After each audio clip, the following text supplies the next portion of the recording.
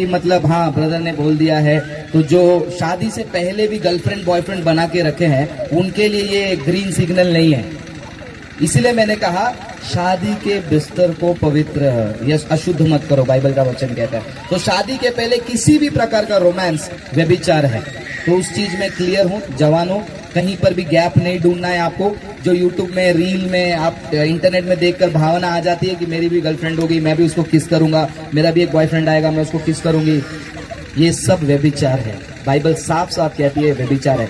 ये रोमांस, ये किस, ये हाथ पकड़ना, ये गले मिलना, ये शादी के दायरे के अंदर ही है। उसके बाहर चाहे वो पति पत्नी उस दायरे के बाहर किसी और के साथ भी करे, वो भी व्यभिचार है। तो कहना ये नहीं चाहता हूं कि शादी के पहले ऐसा मत करो, शादी के बाद तो क्या शादी के बाद मैं किसी के साथ भी कुछ भी कर सकता हूं? नहीं। शादी का एक बंधन है, एक दायरा है। बंधन सही जवाब नहीं है, दायरा है, एक बाउंड्री है। वो बाउंड्री के उस सीमा के पार नहीं जाना। वो सीमा के अंदर तुम्हें जो करना है कर लो, बाइबल उसकी अनुमति देती है। और साथ साथ जो भी करना है इसका मतलब ये नहीं कि तुम उस पर राज करो। क्या करो? एक ही शरीर हो, उसका कद्र करो, बांधो। अगर आपके हाथ में दर्द होगा ना, आप जबरदस्ती अपना हाथ को ऐसा पटकोगे नहीं। वैसे ही अगर शारीरिक संबंध की बात होती है, अगर पति या पत्नी दोनों में से किसी एक को कोई भी शारीरिक कमजोरी है, दूसरा भाग उसका शरीर उसको उठाना चाहिए, ना कि जबरदस्ती करना चाहिए। किसी को अधिकार नहीं है किसी के शरीर के ऊपर जबरदस्ती करने का। बाइबल कभी भी इसका अधिकार नहीं देता है। बाइबल जिस अधिकार के बारे में बात करता है उस अधिकार को समझो। बाइबल जबरदस्ती के बारे में कभी भी नहीं बात करती है। Bible is very very clear. इससे पहले प्यार कर सकते हैं क्या? प्रभु ने कहा तो प्यार तो तुम हमेशा करो, लेकिन कौन से वाली प्यार की बात करो पहला वो बताओ। शादी से पहले प्यार, मैंने आपको संदेश में भी बताया था, थोड़े टाइम पे भी पहले भी बताया था। प्रेम जो है हम सबसे कर सकते हैं, लेकिन जिस प्यार के बारे में यहाँ पर बात हो रही है वो प्यार किस टाइप का प्यार है, मैं आपको थोड़ा 1 मिनट के लिए बता देता हूँ। ठीक है, मान लीजिए मैं वो लड़की को पसंद करता हूँ, ठीक है नहीं काल्पनिक है, मैं वो लड़की को पसंद करता हूँ।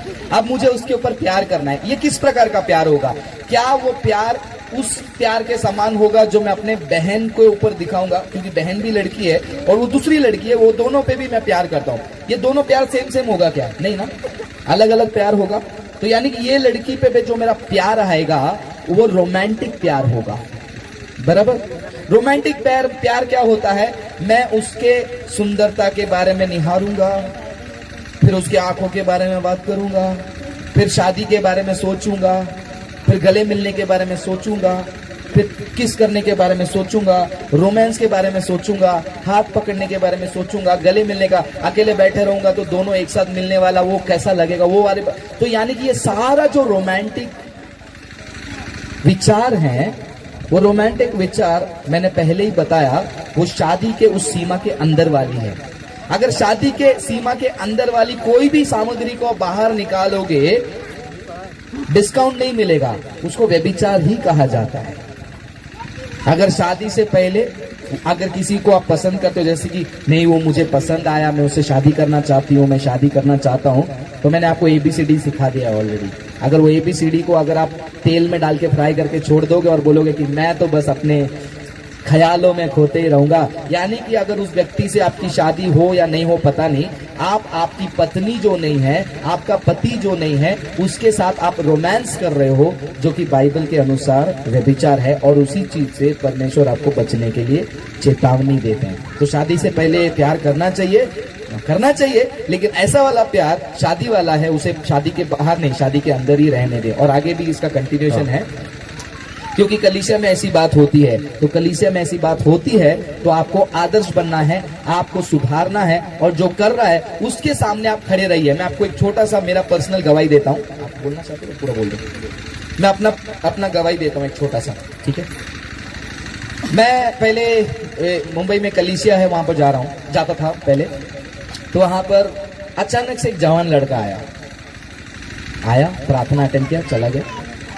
तो हर हफ्ता आने लग गया, आते गया, बपतिस्मा लिया, सेवा करने लग गया। कई महीनों के बाद वो मेरे पास आया और उसने मेरे को एक बात बोलता है, अन्ना आपको मालूम है ये चर्च में कैसा आया? मतलब कैसा है? नहीं, जब भी मैं, बाकी उसके दोस्त हैं जो मेरे चर्च के थे, मैं जब भी ये लड़कों के साथ घूमने जाता था हर बात में वो आपका नाम लेते थे, वो फ्रांसिस ब्रदर ऐसे हैं, फ्रांसिस अन्ना ऐसा है, फ्रांसिस ऐसा बोलेंगे, फ्रांसिस अन्ना बुलाते हैं। तो ये मैं बोला ये कौन है भाई ये फ्रांसिस, बार बार इसके बारे में ये लोग चपर चपर चपर करते रहते हैं। चलो मैं देख के आता हूँ। वो मुझे देखने के लिए चर्च में आया और यीशु को देख लिया। ये मेरा गवाही है आपके लिए। मुझे देखने आया था। मुझे क्यों देखने आया? क्योंकि मेरा जीवन डायरेक्टली नहीं, मेरे कलीसिया के जवानों के द्वारा दूसरे जवान के सामने दिखाई दे रहा है, और वो गवाही को देखने के लिए वो आया और परमेश्वर ने उसको वहीं पर पकड़ लिया, उसका भी नया जीवन हो गया। तो ये आपका जीवन होना चाहिए। कलीसिया में हो रहा है, उसके सामने आप क्या कर रहे हो?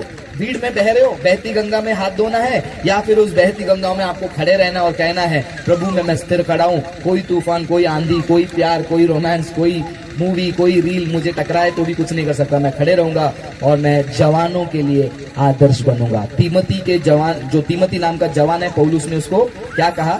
तेरे बातचीत में, चाल चलन में, पवित्रता में, विश्वास में और शुद्धता में, पवित्रता में क्या कर?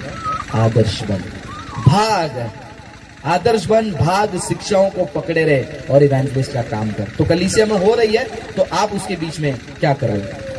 बहुत ही अच्छा बात याद दिलाया उन्होंने मुझे, क्योंकि कुछ सेवक लोग ये कहते हैं हाँ हाँ गर्लफ्रेंड बॉयफ्रेंड बना लो लेकिन पाप नहीं करना, हाँ शादी तक एक दूसरे को छूना भी नहीं, ऐसे भी सिखाते हैं। ऐसे ही मुंबई में एक बहुत बड़ा कन्वेंशन मीटिंग था, हजारों यूथ आए थे। वहां पर एक पास्टर है, बड़े पास्टर है, बहुत फेमस है तमिलनाडु में, उन्होंने गवाही दी, शादी से पहले मैंने भी प्यार किया था, मेरी भी गर्लफ्रेंड थी, लेकिन कभी मेरा उंगली भी उसको टच नहीं किया, शादी तक हमने प्रार्थना के साथ इंतजार किया और प्रभु ने हमें शादी कराया। हालेलुया। आप ऐसे भी जवान पवित्र रहो।